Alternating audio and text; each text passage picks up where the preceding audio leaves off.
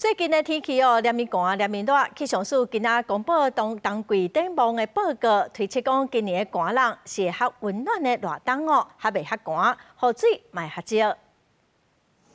这份好天的天气，拜五各地高温在22度至26度。拜六礼拜东北季风减弱，天气回温。北部东半部日时的温度有机会来到28度，中南部也会来到30度。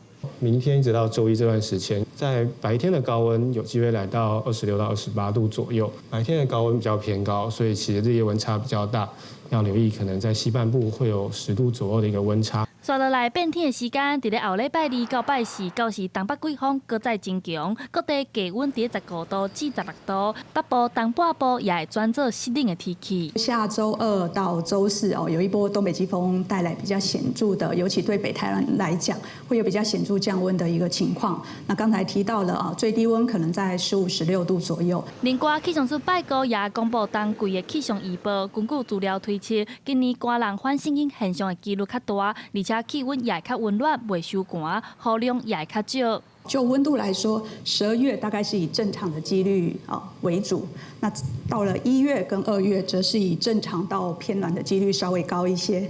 那至于降雨的部分，12月到隔年的2月，大致上都是以正常到偏少的几率是最高的。根据气象署的资料，今年秋季9月至11月，台湾平均气温是偏温暖，平均温度有26.5度，创下1951年以来上热的秋天，雨水也较少，落雨日敢若26.5公，是1951年以来第5少。气象署提醒，虽然今年寒冷较温暖，不过陆续也是有冷空气落南。另外，冬季是西半部的大水期，气象署提醒民众用水要用较省的，唔通浪费。记者陈阿选林旭凯台北报道。